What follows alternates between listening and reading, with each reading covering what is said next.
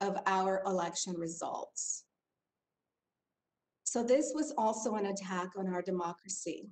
It was an attack on the peaceful transfer of power, an attack on our Constitution and the rule of law. It was an attack on the symbolism that we've provided to the entire world, that a people can govern themselves without the threat of force or the violence. And it was an attack that almost worked. All of us has a role to play in undoing the damage that President Trump has done. I urge my colleagues, when I was finally evacuated at 3 p.m. and while running for my life, I answered my phone to my son, Christopher. The call lasted 27 seconds.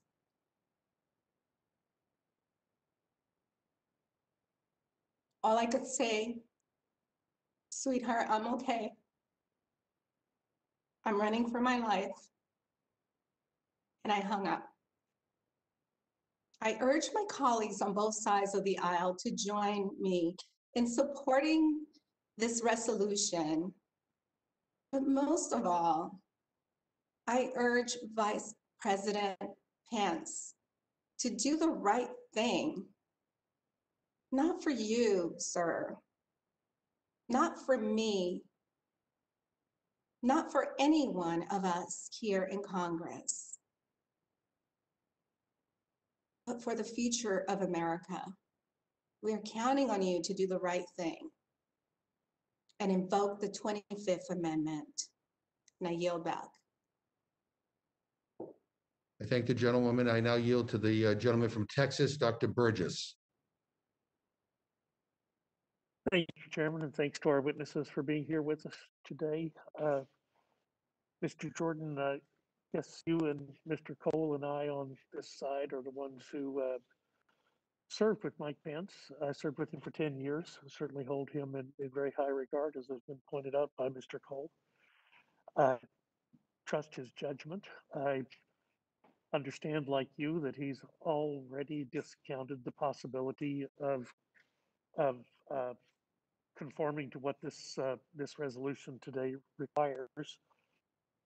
But I guess my observation would be, if we trust him with that, with the ability to make that decision, we also trust him if he says that decision is not necessary. Would I be out of line to say that?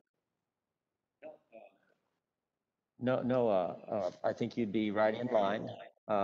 Mike Pence is a defender of the Constitution, and I don't think he needs Congress to tell him how to interpret the Constitution. And as you've indicated, he's indicated where he stands on this issue. So I'm not on the Judiciary Committee as you are. Sometimes when things happen, they set precedents that are then litigated and discussed over the many, many decades to come. Do you see any potential implications or problems with the rapidity with this action is being taken by the Congress right now? I do, but I think in some ways we've already crossed that bridge.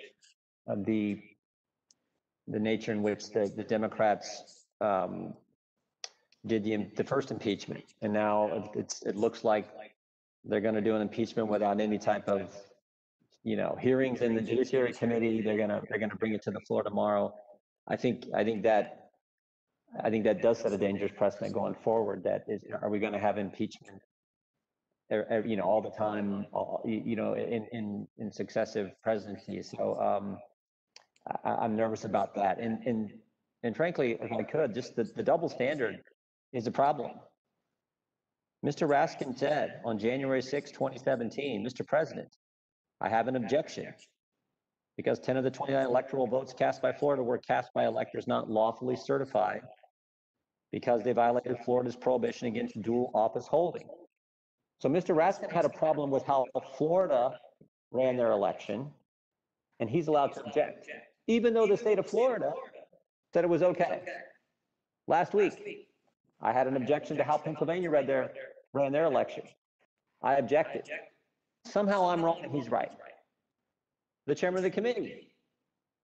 Mr. President, January 6, 2017, Mr. President, I object to the certificate from the state of Alabama on the grounds that the electoral votes were not under all known circumstances regular giving and the electors were not lawfully certified. So the Chairman McGovern, and I support his right to do this. He objected to how Alabama ran their election. No one from Alabama, their General Assembly didn't say anything. He was allowed to object, but I'm not allowed to object to how Pennsylvania ran theirs. And I would argue we had a much stronger constitutional basis for our objection, in that the time, place, and manner of elections are clear in the Constitution. They are done by the state legislature, not secretaries of state, not governors, not partisan Supreme Courts, and not county clerks. So look, we've been consistent throughout this process. And I would just ask my colleagues, do they object to what the late Justice Ginsburg said? Ruth Bader Ginsburg said, January 6th in the process the Constitution prescribes is the date of ultimate significance. We followed that process. At 4 a.m., when that was finished, Vice President Mike Pence conducting that as he's supposed to, Joe Biden became President-elect Biden. End of story. And that's exactly where we are as a country. Now, the question in front of us, as members of the United States Congress, is are we going to move forward in a positive fashion for the entire country, or are we going to continue to have these kind of things in front of us that I actually think further divide us? The process has been completed. Let's move forward. I thank the gentleman. Mr. Chairman, I just one other observation on the way in today. Speaking with some of the members of the Capitol Police, it's pretty clear that they're hurting and hurting significantly. So I encourage all of my colleagues to take a moment and on our way in and out of the building, let them know how much we appreciate them, appreciate their service. Not only do they keep us safe and our staff safe, when the doors are open to the Capitol again, the public is allowed in, they keep the public safe. So they do a tremendous job for the country, and we don't thank them enough. And I'll yield back. Yeah, thank you. Let me just say for the record, and I don't want to speak for Mr. Raskin, but nobody is saying that you cannot utilize the process that is before us. This is not about the objection. It is about, quite frankly, the lie that was told to the American people, leading up to the present day, which resulted in the terrible events that took place in the Capitol last Wednesday. I mean, I think you could do the country a great service if you just say the 5 words, the election was not stolen. That would help in terms of healing. Tweet that instead of some of the other stuff that gets put on Twitter, because I think that was at the heart of what that angry mob was here for. Because they heard the president, they heard members of Congress appear at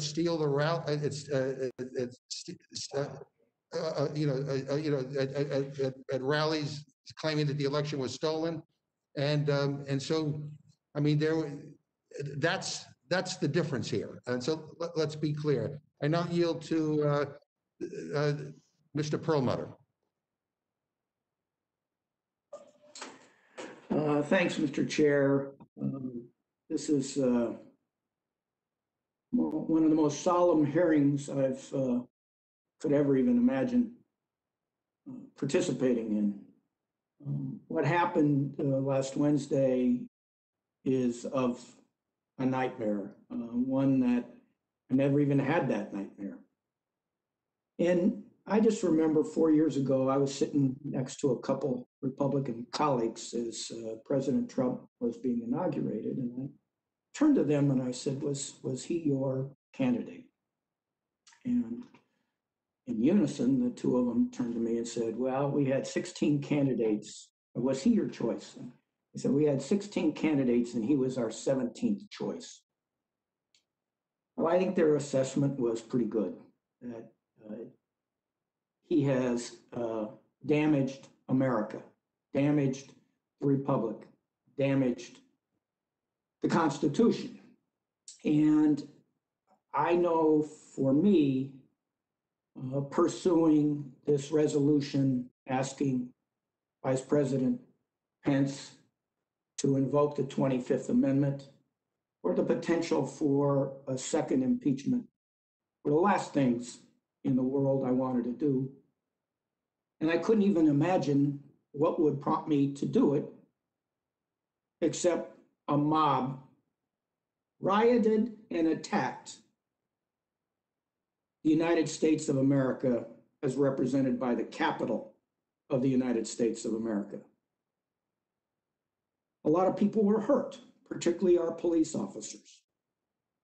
One died physically, one took his own life, 4 other people died, 50 or more, as Ms. Torres said, police officers were injured.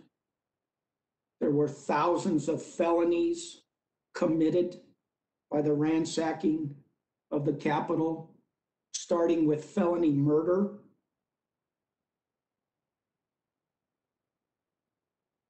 And it breaks my heart that we're here today.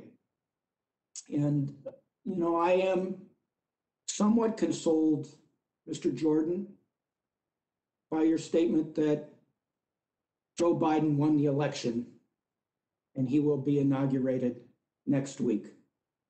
And as somebody who came in with me, I would ask, please repeat that and repeat that and repeat that, sir, to avoid the trouble that we all see brewing over the course of the next week. And we're not here to invoke the 25th Amendment against any members of Congress. Those that chose to object, they objected.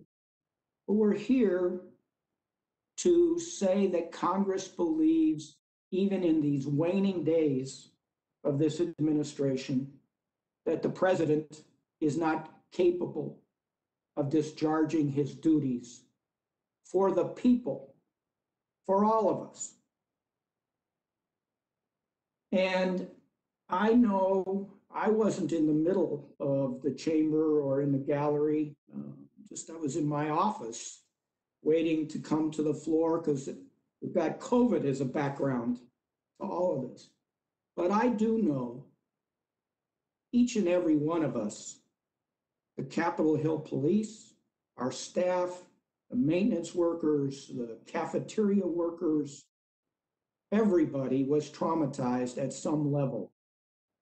And the number 2 and 3 people in our government in succession, the vice president, then the Speaker of the House of the United States of America, were particular targets of this attack, of this mob. And I don't know how they may have been affected by this, but I do know that everybody's been traumatized. So I would just say, sort of from one lawyer to another, Mr. Jordan, in a cross-examined sort of way, isn't it true that Joe Biden won the election? Yes, he's going to be president. And I've never said, as the chairman indicated earlier, I've never said that this election was stolen. What I've said very clearly is half the electorate, both Republicans and Democrats, have concerns, and we call for an investigation. Mr. Jordan, it was a simple question. Isn't it true Joe Biden won the election? Yes or no?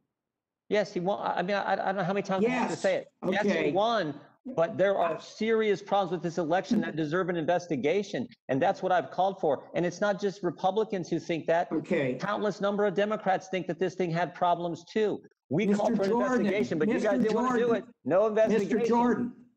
End of story. No, never mind the fact that a third of the, well, when you ask me a question, I got to give an answer. I asked you a yes or no. I asked you a yes or no questions. Please, we're trying to bring this nation back together. Jim, geez. I really just want to bring this back together. I don't like these resolutions. I support them. We had damage, injury to this nation, the likes of which we haven't seen for centuries. And I just want the people to know from somebody who's in a leadership position, as you are, that Joe Biden won the election, Kamala Harris won the election, they're president-elect, vice president-elect, and they will be inaugurated into the position of president and vice president on January 20th. You know who said Yes. that? You know who said Okay. that? The President of the United States has said that. Okay. It's going to happen. Then There's going to be a peaceful transfer of power. But you guys, that's all. you guys That's don't all I focus on want. uniting the Look, country. You want to impeach the president. Miss- You want to look at the 25th Amendment. The Mrs. President of the United States has been clear. Mrs. Lesko can ask you questions and you can add Sure if she you will. want. Sure she We've will. got, look, I'm not trying to bark at you. Well, you could have No. fooled me. I'm not barking at you. I just need to have a declarative statement from you so that we can potentially get through the next week without more violence. Okay. That's all I'm asking you. Okay. I mean, you and I have been here together for a long time. You Okay, know, thanks. and we've worked together on things and we've been opposed on things.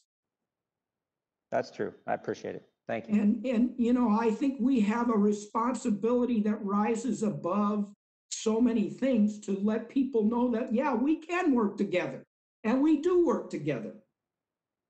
And that Joe Biden and Kamala Harris will take well, the reins of the let's- administration next week. Let's work together on condemning all violence all the time. Let's work together on bringing the country together.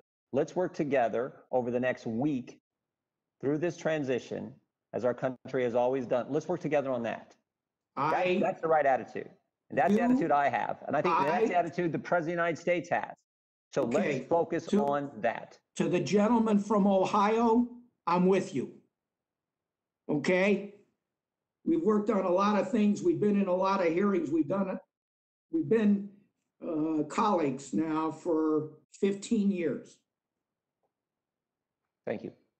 And, you know, I mean, I think Dr. Burgess, he's left, but he made a good point. French Hill and I are co-sponsors of a resolution honoring the Capitol Hill police, and particularly the two gentlemen who've lost their lives.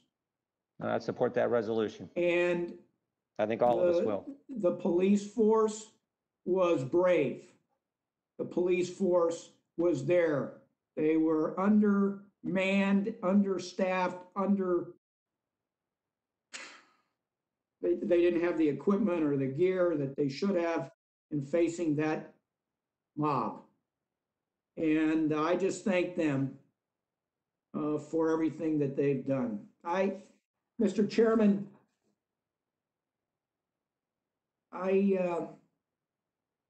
democracies are very fragile institutions, and they require the work of every citizen, the dialogue and compromise of leaders. It's work, and our democracy was damaged last week and over the course of the last couple months. And we have a lot of work to do. And I, for one, intend to do it to the best of my ability. We have a wonderful nation. We represent wonderful people. And we owe them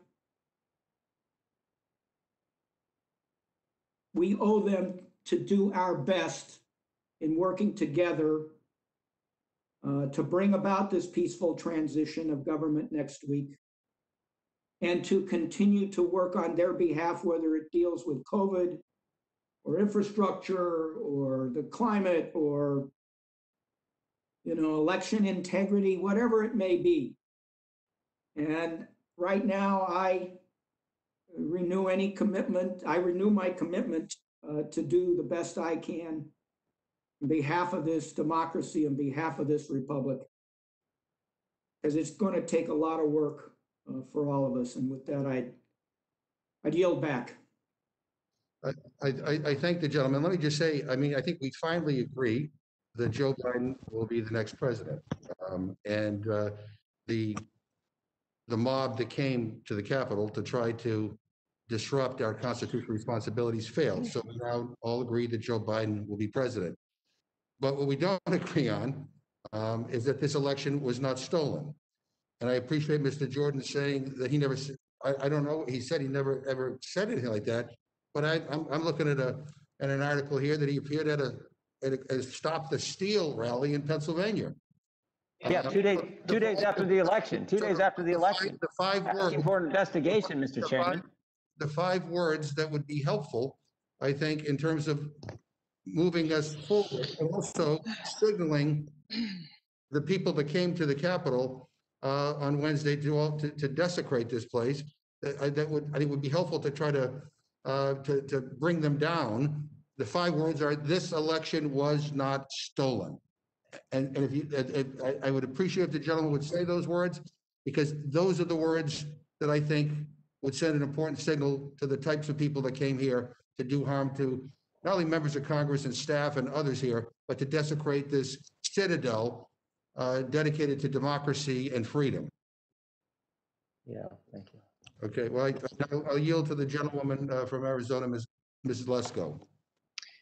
Thank you, Mr. Chairman. And before I make my comments and question, I just want to say that it's good to see Representative DeSaulnier. I'm glad that you're back to health and that you're back in Rules Committee. I also am not sure what's, I also continue to pray for Mr. Hastings in his health. And Mr. Raskins, I continue to pray for your comfort, the loss of your son. And like all of us, we pray for the families of those people that were lost as a result of the breach of the Capitol. With that, I want to go to my formal comment and say, you know, emotions are very high, understandably so. There's something that happened in January 6th that has never happened before in the history. And I think that everyone is upset, and rightfully so. But I would like to focus on the bill in front of us. And my Democratic colleagues have won the presidency. They have the majority in the House with the tie-breaking vote of Kamala Harris in the Senate. You have the majority vote in the Senate. And so I call on you to chalk up the win.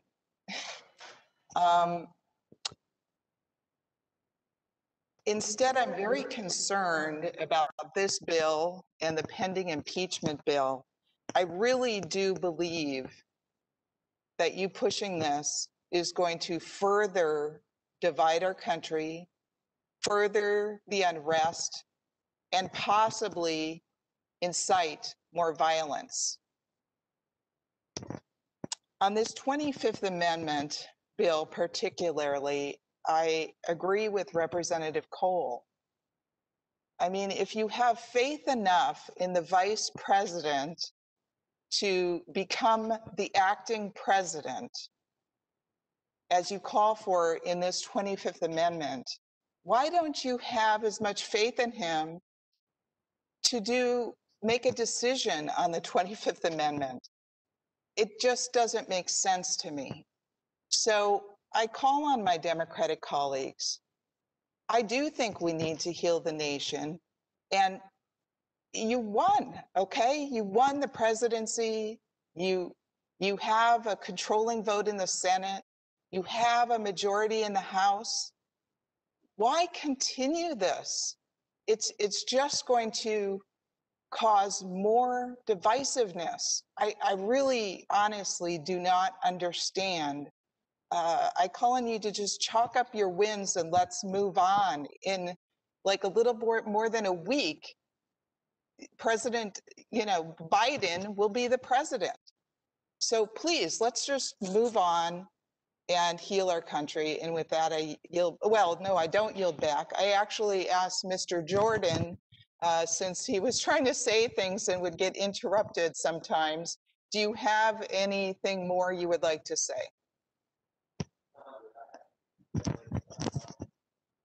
You're not on.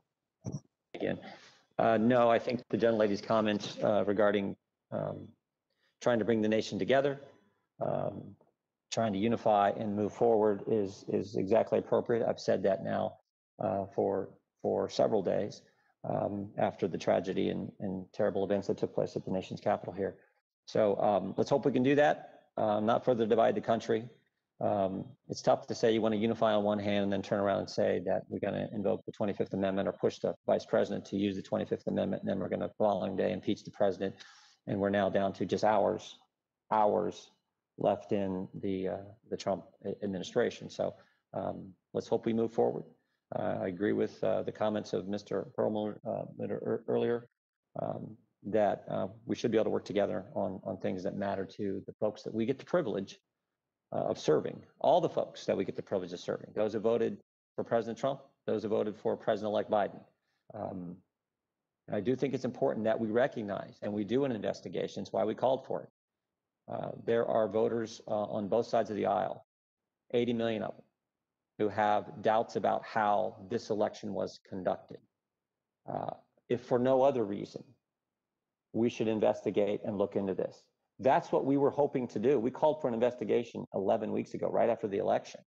But unfortunately, we couldn't get one. So the only chance we could have a debate was on January 6th, that date that the late Justice Ruth Bader Ginsburg said is the ultimate date of significance in the process that the Constitution lays out for us to follow. We did all that. So we had that debate. There was objections made. Those objections came up for a vote. The objectors didn't prevail. Vice President Biden is now President-elect Biden and will be sworn in as president. The country understands how that process works now, but I think they'd appreciate it more if we'd actually looked into this election. That's still, again, half the electorate, Republicans and Democrats, have concerns about, have doubts about. That is not healthy for our country. So moving forward together, unifying the country, should involve some kind of investigation where we look at issues that arose in several states. And that's all we were trying to point out on election day. I was clear about that all the way through, as were so many of our colleagues. And I think, frankly, that's what we should focus on as we move forward. I appreciate the gentlelady's question. Thank you, Mr. Chairman, and I yield back. Thank you. Let me just say to Ms. Lesko, I want to be very clear here. This is not about winning and losing and vengeance, or this is about truth. And as I said at the very beginning, I think if we really want to heal this nation, we need truth and we need accountability. And to Mr. Jordan, this is the most investigated election in the history of the world. I mean, recount after recount. Not by Congress, not by Congress. The recount. And I've been one hearing in Congress. The reason why that there's a percentage of the American people that have doubts is because the President of the United States and the gentleman from Ohio and others have spent the last months saying that this election was stolen. And so I go back to what I said before, the 5 words that would be helpful for you to tweet or to say, whatever. This election was not stolen. And I think that is, because that is what fueled this terrible episode on Wednesday. And by the way, the president continues to do that. I mean, you might want to look at his comments today as well. You know, we're still very concerned about what happens in the next few days. I'd now like to yield to the gentlewoman from Pennsylvania, Ms. Scanlon. Thank you, Chairman. And I want to thank my very dear friend, Mr. Raskin, for bringing this resolution forward today. As have many others stated, I very strongly believe that our country is in danger every minute that this president stays in office. If he had the character to do so after inciting this riot, he should have resigned. But clearly, he doesn't, and he won't. So the next quickest way to remove him from office where he can continue to do damage is for the vice president and cabinet to invoke the 25th Amendment. And this resolution is a resolution of unity, asking for the good of the country that the vice president take that action. These crocodile tears about, oh, there's disunity, when the president and some of the people who are testifying here today have for months stoked false claims that the election, particularly in my home Commonwealth of Pennsylvania, that there was something wrong with the election, that somehow Trump actually should have received those votes. It's false. There's been no evidence presented. People have concerns because our leaders, because the president, because the gentleman from Ohio, because other people told them to have concerns. There is no reason for concern. There have been counts, there have been recounts, there have been court cases. Our Supreme Court in Pennsylvania, the US Supreme Court has weighed in here. You can't say there's reason for disunity and then say, oops, wait, now we want unity. I mean, this isn't about winning and losing. This isn't even partisan. I mean, the mob that came to Capitol Hill terrorized both Republicans and Democrats. Of the 6 people who were killed, it appears there were more Republicans than Democrats who've been killed. This is such an insane situation that we're in at this point, that we have fencing and soldiers all over the Capitol, that we have members coming down with COVID because it became a super spreader event, that there can't be unity around the idea that a president who incited a mob to disrupt a constitutional function and then refused to do anything about it, that president isn't unfit to serve the country. I mean, that's not a partisan statement. That's a statement of fact. So we would like to support the vice president, and if he's not considering it, to urge him to reconsider that he invoke the 25th Amendment for the good of the country, to prevent any further damage from being done between now and January 20th. And if he chooses not to do that, we've offered our support, then we'll have to take the next possible action available to Congress under the Constitution. And again, we would urge our Republican colleagues, some of them are already supporting both this motion and the impeachment motion. We would urge them in unity and for the healing of the country to join us, because there really isn't another rational solution. And with that, I yield back. Thank you very much. I'm now happy to yield to our newest member, Representative Reschenthaler. And welcome to the committee. I wish we had an easier matter to talk about than this, but anyway, welcome nonetheless. We're happy to have you. Well, thank you, Mr. Chairman. I truly appreciate it, and it is really an honor to be here. I just want to say that I'm very thankful to Leader McCarthy and for Ranking Member Tom Cole for placing me on the committee. It's quite an honor to be here, so thank you. As you were alluding to, it is an interesting committee topic to join for my first committee meeting, and I am disappointed that the first matter before us today and before me today is the one that deals with usurping the vice president's constitutional power and authority. I think that the Constitution is very clear.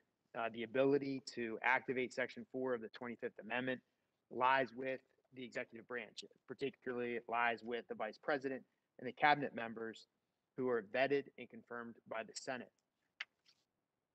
Congress is only drawn in when the president disputes the declaration of incapacitation. So I think that we should respect the constitutional prerogative that's been laid out before us. I'm also incredibly perplexed that my Democrat colleagues are trying to force the hand of somebody who they clearly have faith in to run the country. Certainly, people have to recognize that by calling for the president's immediate resignation, they're also championing the vice president, obviously Vice President Pence, to lead this country. So if you have faith in the vice president, why wouldn't you have faith in him now to invoke the 25th Amendment if he felt that was necessary? Therefore, I think that the vice president's decision-making ability is very consistent with his constitutional responsibility, and we saw that displayed last week. I also just think it's time to look forward as we move ahead, both in our national discourse, but also with what we debate here, subject debates in the halls of Congress. I hope that we can move forward and focus on measures that unite this country rather than partisan ploys that are aimed at further dividing us. With that, Mr. Chairman, I do have a question for Mr. Jordan. Mr. Jordan, we've been talking about the election, whether people have faith in the election, and going back to 2016, we had a conspiracy theory that was a Russian meddling. Clearly a conspiracy theory. You had a large number of Democrats who refused to recognize that. In 2020, we have another conspiracy theory. We have members of our party unwilling to recognize that. I'm very troubled by the pattern that I'm seeing with our presidential election. Would you like to talk about 2016 and 2020 as they relate together? And I'll turn it over to you, Mr. Jordan. I think the gentleman, yeah, I mean, look, it was, I don't know how many impeachment resolutions we've had from the Democrats over the past 4 years. We had, I think, my memory serves me right, during the impeachment of a little over a year ago, we had 16 members on the Judiciary Committee, 16 Democrats, who were on record supporting impeaching the President of the United States before President Trump ever had the phone call with the president of Ukraine, which was supposedly the catalyst for the impeachment exercise we all went through. So this is just, it's been unfortunate, but since day one, I think it's interesting. January 6, 2017, Democrats objected to more states than Republicans objected to last week. And that was all fine and dandy. But last week, we object to states, and somehow you can't do that. And I would also point out to the gentlelady from Pennsylvania who spoke prior to you,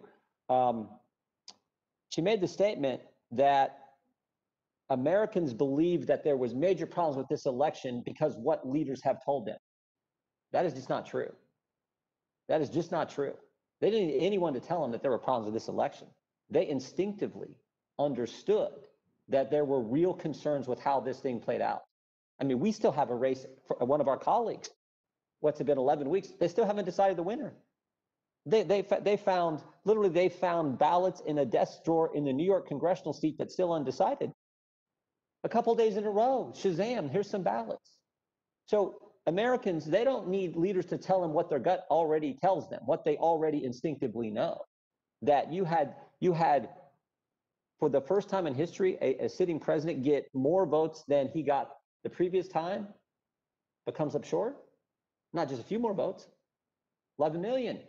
You got a president guy running for re-election who wins Ohio by 8, Florida by 3, Iowa by 8, and somehow loses, who won 19 of 20 bellwether counties, who had tremendous coattails we see as evidenced by what happened in the House of Representatives where Republicans picked up so many seats. So they instinctively knew there was a problem. They didn't need anyone to tell them. What we should have done as leaders is looked into it, which is what I called for right away. Right away.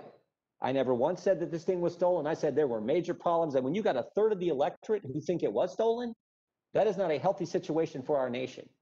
And we as leaders in Congress, instead of just saying, oh, no, we'll let courts dismiss these cases on procedural grounds, we're never going to examine the evidence, we should have dug into it. We have a letter that Mr. Comer and I, as ranking member of Oversight Committee, ranking member of Judiciary Committee, sent to our counterparts, Chairman Nadler and Chairwoman Maloney, asking them to do just that. That would have helped the country. That would have helped satisfy the country. If we'd have got it, we'd have figured it out one way or the other. Nope, can't do it. My guess is, I hope there's been a change of mind. I hope we can do that now. Talk about this, the concern. We put out a report back in September saying, when you go with mail-in balloting, there will be problems. And guess who we cited? We cited former Democratic President Jimmy Carter and James Baker, a bipartisan report that laid that out. Democrats don't want to look at all that. Nope, can't do it. even though over a third of the electorate has to think this thing was wrong. That's the problem. So I wish Democrats for 4 years have been out to get the president. I mean, it started with, well, no, they started before he was even president with the investigation into his campaign in July of 16. And then it was the Mueller investigation. Then it was the impeachment. And now it's impeachment second round.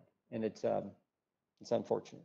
We should just be investigating all the rule changes that were made at the last minute in these several states in an unconstitutional fashion that I think created this uneasiness that the American people have about the election. Thanks, Mr. Jordan. I appreciate it. And again, Mr. Chairman, Ranking Member Cole, I'm honored to be here. I look forward to working with everybody. With that, Mr. Chairman, I yield back. I thank the gentleman. And can I just urge everybody who's not talking to be on mute so there's not an echo? And I also want to state for the record that last week's attack may not be a one-time event. And I ask unanimous consent to insert into the record a report entitled FBI warns armed protests being planned at all 50 state capitals and in Washington, D.C. There are still serious concerns about another attack here in Washington, D.C. and in every corner of this country because of the lie elector was stolen.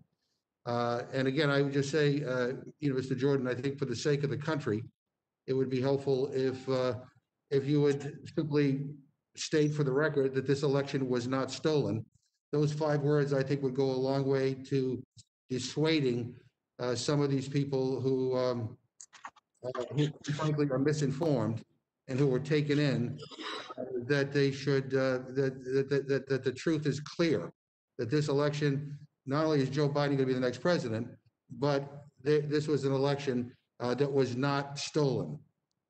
So now, Mr. Chairman, let me get this straight. The left says that they want to silence a conservative's speech, and now that's not good enough. Now you have to say the magic word that the left wants. I never once said it was stolen. And you can ask the question 6 million times because I never said it was stolen. 5 words would. November 5th, you went to stop the But anyway, do you know what I'm looking for? I'm going to yield to Mr. Raskin because he's also on this committee. So if he has any questions for himself, he can ask them now.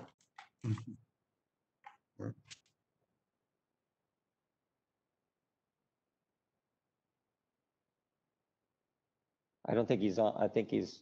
Jamie, you have to unmute. Mr. Chairman, I'm afraid we've begun to hear repetition of the very same lies and deceptions about the election that got us into this nightmare in the first place. The Department of Homeland Security described this as the most secure election in American history. There were 62 different lawsuits brought against the election, asserting fraud, corruption, and so on.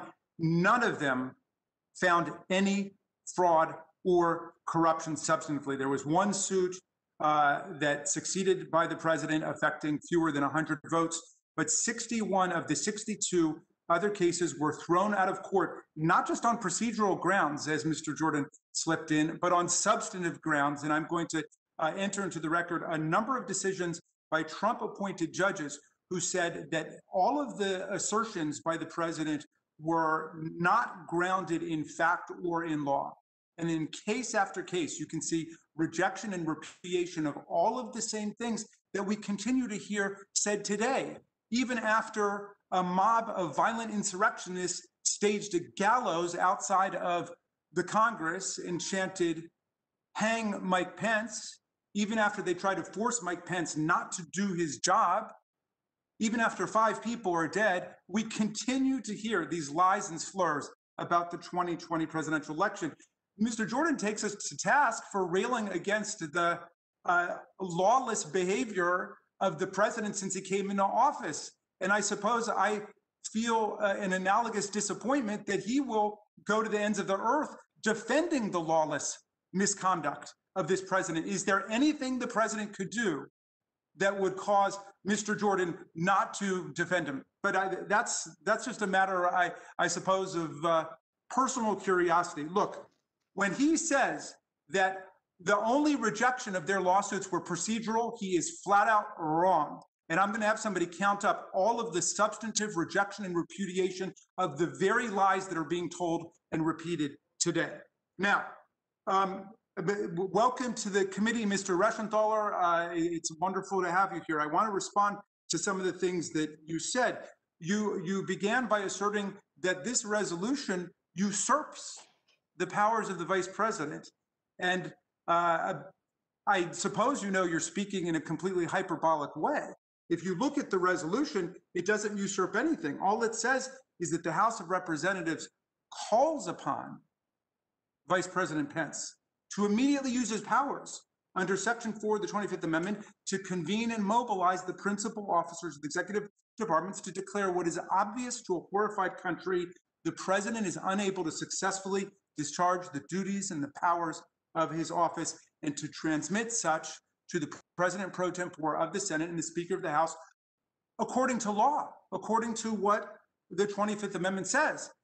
Unbelievably, we're trying to get a dialogue going here, and our colleagues are accusing us of usurping the powers of the vice president. We are demonstrating the utmost respect for the vice president in telling him what we believe the situation is. And you know what?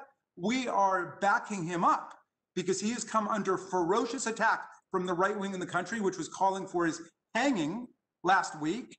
And we are backing up against those who say that he must blindly follow the will of the president. It is true that the vice president's role in normal times is to help the president effectuate his Article 1, his Article 2 plans for the country. That is the vice president's job. But the 25th Amendment contemplates a different role for the vice president. If the president is unable to successfully discharge the powers and duties of office, it is the vice president's role to convene a majority of the cabinet or a majority of a body set up by Congress to express and articulate that.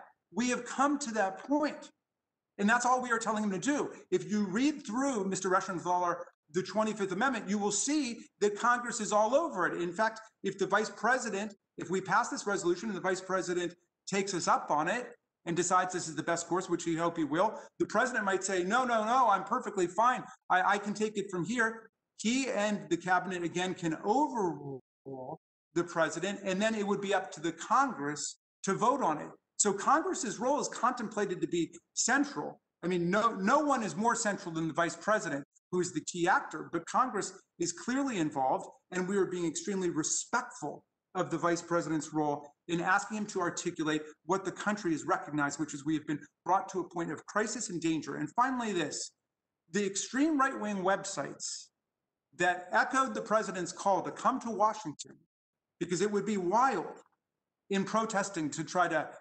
stop the steal. Those extreme websites right now are calling for a repeat of this event. They're calling for more people to come to block the inauguration of Joe Biden as president and Kamala Harris as vice president. And they're calling for similar protests all over the country, at state capitals across the country. You will recall that an armed mob confronted the governor of Michigan, Governor Whitmer, and helped to shut down legislative proceedings there. That is a catastrophe for our democracy, when mobs can shut down the work of the Congress. Here, in our case, the counting of electoral college votes. They are also calling and demanding that the president issue pardons for the ringleaders, the conspirators who organized the inner attack on us, the people who helped to bash in the windows with fire extinguishers and take over Speaker Pelosi's office, take over the Senate, sit where Mitch McConnell sits. They're asking for pardons for all of those people. Well, this president has dealt out pardons to all of his political allies. Will those of you who are not going to vote for this resolution at least speak up right now and say that you would oppose pardons for the ringleaders of the mob, of the violent mob insurrection that almost got all of us killed and did get 5 people killed? Will you at least say that? Because I don't want your vote against this resolution to be interpreted that you are backing what the extreme right is saying, which is the president should pardon the conspirators in this event. That would be helpful. I yield back to you, Chairman McGovern. I thank the gentleman. I now yield to Mr. Morelli. Thank you, Mr. Chairman. Let me begin by echoing what so many of others have said about expressing my deep sympathies to my dear brother and friend Jamie Raskin, to he, Sarah, and to his 2 daughters. There is no greater pain or ache than the loss of a child, and I am keeping you, as you know, very much in my prayers and in my heart. Mr. Chairman, thank you for this opportunity for us to come together virtually. There is so much to process. I think we are all still in the state of shock. The Capitol, not only under attack last week, but as you and others have pointed out, there continues to be an effort to undermine our democracy, and there is a continued attack on the Capitol. I find it unsettling that virtually every conversation I have now, whether it's on the phone or in meetings like this, the first question that people ask are you okay and are you safe? I mean, isn't it astonishing that we would have to ask members of Congress whether they feel safe and whether they're safe in simply carrying out their constitutional responsibilities? And we've all been in briefings around security issues, and I obviously am not going to reveal anything that relates to confidential information, but the fact that we continue to have to be briefed on the security leading up to and beyond Inauguration Day is startling. It is shocking, and there is much for all of us to process. I keep thinking to myself that we all need to ask the questions, when does service to Donald Trump end and service to our country and our democracy begin? Because I think we're at that inflection point. I think we were at it months ago, but to every single American, they need to ask themselves that question. It should be an easy one to answer, it seems to me. I am frustrated, I will admit, by the continued conversation, the articulation that this election is not legitimate or was stolen. I think my dear friend Jamie Raskin, I always speak after him. I find myself crossing out a lot of my notes because he articulates so much better than I would many of the same points. And it is so frustrating when there are lawsuits. I served in a state legislature for nearly 3 decades. And we often state legislatures delegate responsibilities to boards of elections and to secretaries of state, things that are part of the statutes that we pass at the state level.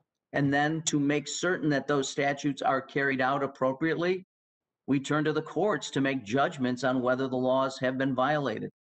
There is clear, compelling evidence that this election was legitimate, was fair, and record numbers of voters throughout America participated. I find it odd to suggest that somehow the election would not be appropriate because the sitting president got more votes than any person in history, other than Joe Biden, who was elected president with a plurality of over 6 million American votes. And leadership matters. The fact that there are so many Americans now questioning the legitimacy of the election has nothing to do with their insights on the election. It has everything to do with people who continue to undermine it in the national media, on social media, repeatedly, over and over and over again. It is foundational to this democracy. I've been involved in a lot of elections in my life as a candidate and as many of you, as a person helping other candidates. On a personal level, I've won a lot more elections than I've lost, and I'm grateful and I'm blessed that that's the case. But I've been involved with a lot of campaigns on the losing end. And what I've always said to my friends, and I was the party chairman back home for a number of years, when the people speak, we are done. The campaign is over. If we don't believe in that, if we don't come together around that single fundamental issue, we have nothing. There is no democracy, there is no republic, there is no America. It relies on our ability to accept election. The election was not stolen. Those 5 words need to be said over and over and over again. Less important that it be said by Democrats, more important that it be said by Republicans. This election was not stolen. America will bend, but it will not break, and our democracy will not be undermined. With that, I do want to ask a question of Mr. Raskin. Much has been said about the question of unity versus accountability. Are these mutually exclusive? Is this a binary choice that we're left with the question, that the only way we can find unity in America is by not carrying out responsibilities for accountability and oversight. Is that the choice that we're left? Is there no way?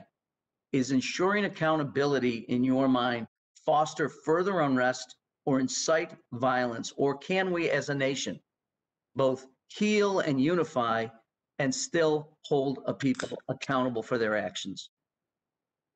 Mr. Morelli, your question fairly answers itself, and I want to thank you for your eloquent insight in putting this directly on the table. And I think you're echoing the chairman here, who also said that we need to have unity and we need to have reconciliation, but it is through an honest assessment of what happened and accountability for those people who committed crimes against the United States government. You know, those people who injured or killed other people, those people who pilfered and destroyed government property, those people who attacked federal officers, all of them must be held to account under the law. And if there's any member of this committee who disagrees with that, I would gladly yield to them to explain why they think people should be able to get away with this attack on America that we just experienced Wednesday.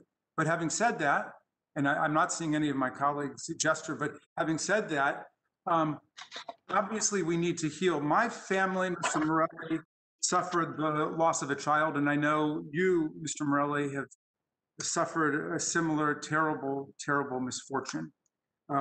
There are now hundreds of thousands of families in America who lost a family member in 2020 to COVID-19 as that terrible disease spun out of control under the lethal negligence and recklessness of people in government, as well as a lot of propaganda and disinformation about that. And I don't think we can tiptoe around that reality either. There was a lot of propaganda and disinformation from denial of the reality of COVID-19, which still persists in some places, to asserting that you could, cure yourself with injections of bleach and so on, to continued, disinformation about the vaccine and so on. So we've got to get back on the high road there. But we have millions of people who are mourning family members who died of COVID-19, who died in the opioid crisis, who died of gun violence. Our country is hurting. Our communities are hurting. The economic effects of the COVID-19 nightmare have devastated lots of families and communities. So we need to heal our country, but we're not going to heal our country by pretending that this violent assault on democracy itself, this massive insurrection in our buildings, which came within a hairbreadth of being a violent coup. We're not going to get anywhere as a country if we deny that. This is what we need an investigation into. We don't need another investigation into the electoral results in Georgia or Pennsylvania or whatever. We've got dozens and dozens of cases. We have more than 88 judges who have rejected all of these claims. In fact, one of the things that kind of struck me about what we were trying to do on January 6th, before the mob got in, was that although there were repeated invocations of the discredited Article 2, Section 1 argument that found no favor in any court in the land, there wasn't any attempt to put any facts on the table about any corruption or about any fraud. So the rhetoric is all about corruption and fraud, but there's no evidence even attempted to be offered. They go back to this extremely formalistic, legalistic argument about Article 2, Section 1, which no court in the land has accepted, including the Supreme Court, which has 6 Republican nominees on it now, and which President Trump said needed to be embellished with another Supreme Court justice as quickly as possible so they could rule on it. And everybody in all of the courts simply rejected that argument. There is nothing there. So I think at the very least, I hope all of us will repeat what the chairman of the committee is asking us to repeat, which is this was not a stolen election. This was a valid, honest election. But we did experience something real for the first time since at least the War of 1812, which was a violent mob insurrection and attack on legitimate authority in the United States of America. And I hope that every member of this committee will at least perform the mental thought experiment of turning the political parties around and imagine that the president that you dislike the most of the opposite party coaxed a mob, advocated to a mob, incited a mob to commit these kinds of acts. And would you really be saying that that president should remain in office, even if it is for one more day, much less 8 or 9 days, when a lot more damage could still take place? So that's where I am, Mr. Morelli. I appreciate very much you're saying we are all still in shock. We are all still in trauma. And so, forgive us our trespasses if we are not thinking clearly. We have to do our best to keep together. And I thought that this resolution was something that would be unifying for Congress to get all of us together, not to transfer power to Joe Morelli or Nancy Pelosi, but to transfer power to Vice President Pence under the 25th Amendment of the Constitution, Section 4.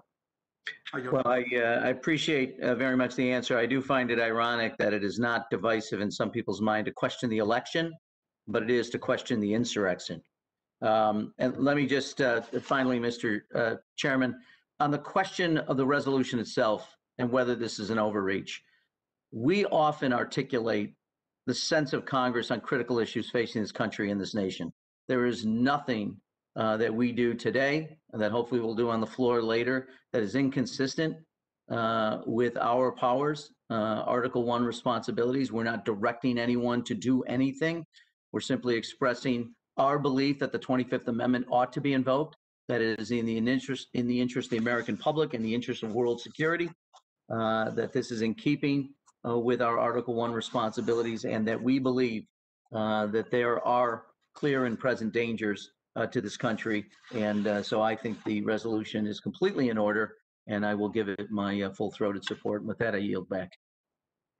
Thank you very much. And I now want to recognize our friend from California, Mr. Sanye, and I want to join with Ms. Lesko in welcoming you back to the committee.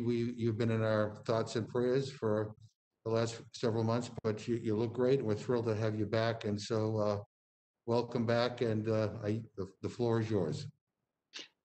Thank you, Mr. Chairman. Thank you for your kind words. To the ranking member, thank you as well for your support to me individually in the last year. You're good people, you're good men, and although we often disagree, I have nothing but respect and affection for both Chairman McGovern and Ranking Member Cole. For my colleague, Jamie Raskin, the admiration I have for you in your presentation today, what you've been through, and most importantly, the grace and the responsibility that you have demonstrated in your job and in your personal life, in your wife and your family, having had behavioral health history in my family. I know how difficult this is, but I also know the road to recovery in this instance, which I'd like to talk about more in another instance, is honesty. And that what happened to you, as tragic as it is, as a tragedy that happened to my family, is part of life. And the way to recovery and healing is accepting that and helping other people to not go through the tragedy that you experienced. So thank you so much for being who you are. And today, we both history buffs. America is filled with providential people and providential moments. And you and this, in my view, will go down in history as one of those moments. So thank you so much. To Ms. Lasko, thank you for your comments. And just briefly, I can't help but say with all affection, respect, and honesty, how incredulous I have been since Wednesday. And I am more now. I think I am someone who tries to listen, is even-handed and even-minded in my discourse, and really attempts to understand and be empathetic towards my colleagues who have a different perspective on an issue, or indeed often in life. What we are talking about today, why we are here today, although there's lots that experts and we will reflect on of how this happened, how we got here, But we wouldn't be here with this resolution in the Rules Committee today if not for what happened Wednesday. And in my view, and very clearly and obviously, the president's role in what happened Wednesday, that he clearly, to me, uncontestedly, on Wednesday, incited a riot. And he organized and invited people, saying it'll be wild. You've got to be here. His comments incited what happened. He incited insurrection in the United States. And what he had in mind was to prohibit us from having the debate and the vote in the United States Congress to certify a presidential election that had been reinforced through the court actions, as Mr. Raskin has said, over and over and over again. That was his vehicle. That was your vehicle to contest the election. And prior to that, it was to compete. And all of us have competed. I have no doubt in my mind, and I know others don't have this perspective, but if this president is given another opportunity, he would avail himself to undo what happened in this election, to ignore the Constitution, and in my view, install himself, much like the president of Russia, for all intents and purposes, for the rest of his life. That's my view. I think in those circumstances, for myself at least, and for many of my colleagues, we have to take what measures we can under the Constitution to hold him accountable. Completely agree with the accountability for everyone involved, but first and foremost him. And this, unfortunately, as weak a tool as it is one of our remedies. And I think the Speaker is doing it in proportion, at least in proportion, given the tools we have. So let me just conclude by saying, I know about, I've learned this past year, having been on a ventilator for 4 weeks, having had doctors in ICU tell my 2 sons that I would not survive, that I had perhaps a 10% chance of surviving. And sitting here today, I think I know something about health and how you heal and the fragility of life. And unfortunately, today, the fragility of our democracy. We can learn from history. The only way to heal this country is with truth, as the chairman has said. It can be painful, it can be dangerous, but these actions we have to take. History will not forgive or forget us if we don't do what previous generations have done to give us this fragile democracy, and that's to defend it with truth. Thank you, Mr. Chairman. I yield back. I thank the gentleman. I thank him for his eloquence. And again, we are thrilled to have him back in the committee. I now want to yield to one of our newer members, the gentlewoman from North Carolina, Ms. Ross. I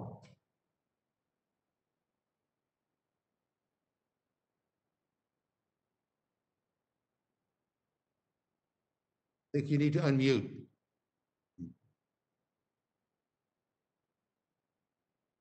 No, we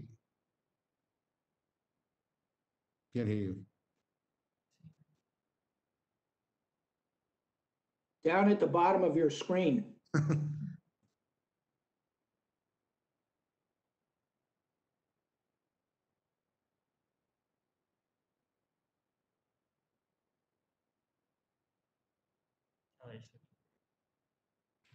I still can't hear you.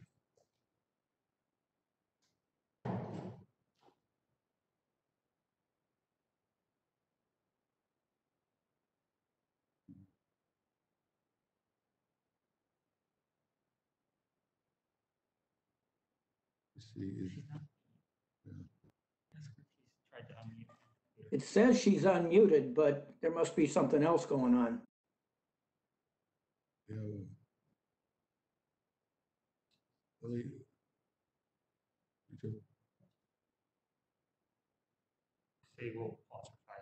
So we're just going to pause for a few minutes to see whether we can take care of this. So So if everybody could just remain patient for a few minutes, we'll see if we can unmute Ms. Ross.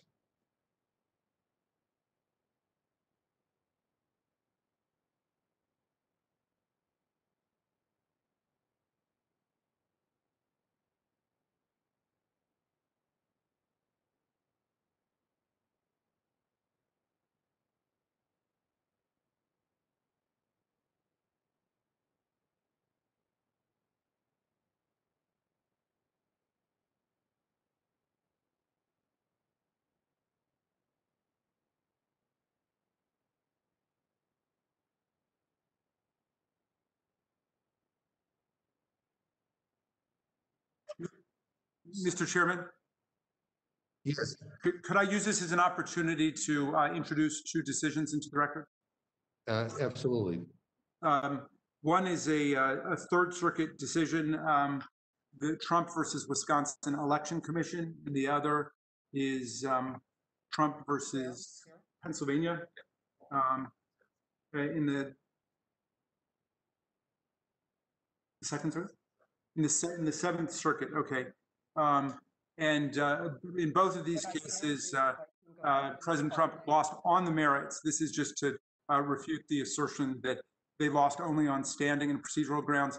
The substantive claims were decisively and massively rejected in these decisions, as another, and a number of judges said that they are not even asserting fraud or corruption. So really the whole thing comes down to this Article 2, Section 1 notion, which was rejected in every court that looked at it. So if I could submit these for the record. Without objection, they'll be entered into the record.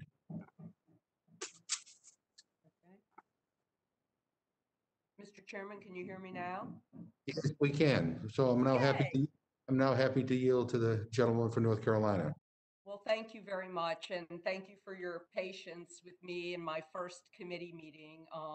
It's an honor to serve on this committee and get to know the rest of the members.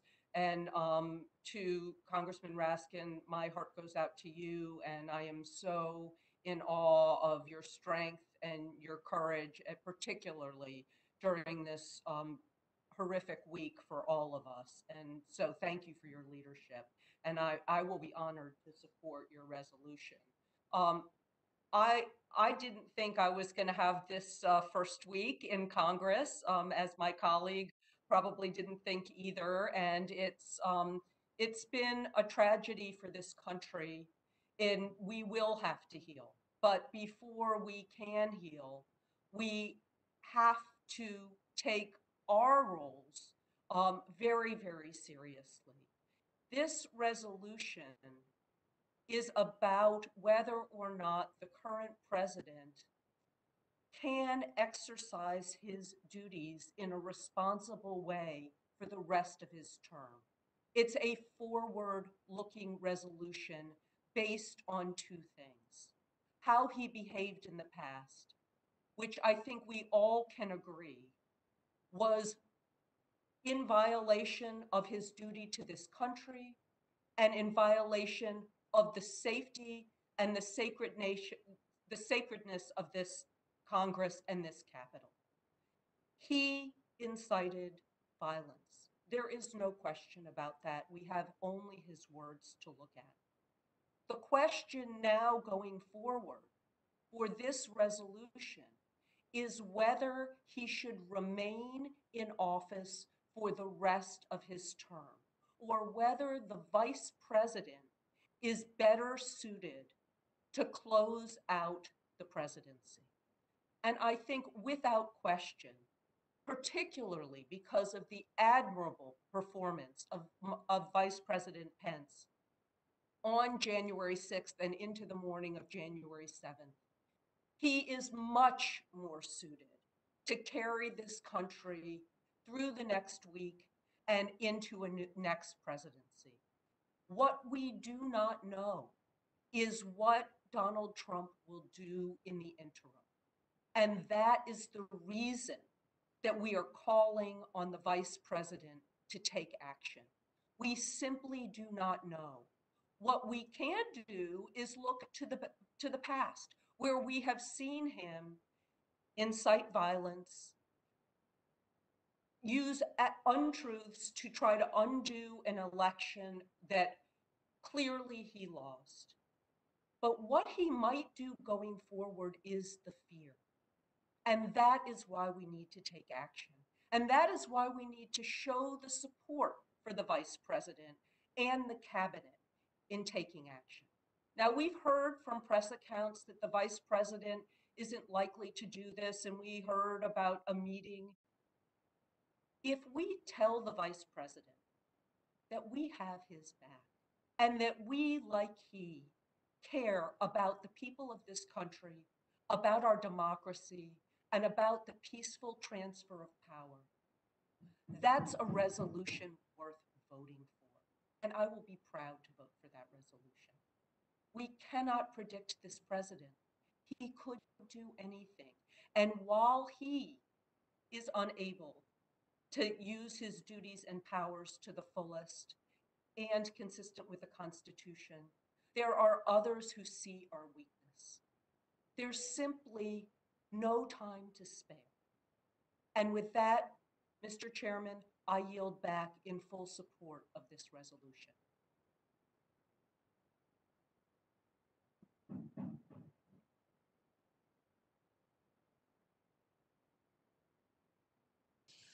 Thank you very much. I appreciate it. You know, so I was just handed a letter here, and I want to read from it. You know, what we're doing today is we're just asking members to have the courage to speak the truth. And we've already seen some members on the Republican side have the political courage to vote against the baseless objections on January 6th. And we have also seen some Republicans come forward and condemn the president's dangerous actions and words. And I thank those members who have been particularly vocal in speaking out. And we've heard of several staff resignations in the administration and here in Congress. And I'd just like to highlight a letter I just saw, and I ask unanimous consent to insert into the record this letter from congressional staffer Jason Schmidt. And I quote from his letter. He's a staffer on the Armed Services Committee, a Republican staffer on the Armed Services Committee. And I'm just going to read a couple of excerpts. He said, "The sad, incontrovertible truth is that the people who laid siege to the Capitol were and continue to be domestic enemies of the Constitution of the United States. A poisonous lie that the election was illegitimate and should be overturned inspired so-called patriots to share common cause with white supremacists, neo-Nazis, and conspiracy theorists to attack the seat of American government. Anyone who watched those horrible hours unfold should have been galvanized to rebuke these insurrectionists in the strongest terms. Instead, some members whom I believe to be leaders in the defense of the nation chose to put political theater ahead of the defense of the Constitution and the Republic." It's a long letter, but I'm just a couple of more lines from here. He says, "Foreign intelligence services were likely on the scene and will certainly capitalize on the crisis it caused. Our people will pay a steep price. Congressional enablers of this mob have made future foreign conflicts more likely, not less." He says, "These extremist influences are a grave threat to our ability to defend the nation, and they must be expelled from the force immediately. I deeply regret some members may no longer have the credibility needed to accomplish this work. All of our words and actions in the coming weeks and days will reveal those who believe in defending the Constitution and those who stand only for self-interest and sectarianism. There can be no reconciliation and healing without accountability." And I'm going to put the entire letter in the record, but it goes back to where I began and why those 5 words are so important, that this election was not stolen, because that is what the president continues to say. On January 3rd, he said it. On January 3rd, he said it. And he continues to say it. And as long as he says it, that is a signal to people, for whatever reason, who support him. They believe him. I mean, that is what motivated that mob on Wednesday. And it's not based on any fact. It's a lie. And so I just, again, I mean, I know I know it's difficult to take issue with the president for some, but he is not helping deal with this current challenge. And I would just hope at some point that we could all agree that words matter and that those words will be reiterated by everybody, Democrats and Republicans. Does any other member of the committee wish to ask a question? Seeing none, I would like to thank our witnesses for their testimony. You are now excused. Are there any other members who wish to testify on H-Res 21? Seeing none, this closes the hearing on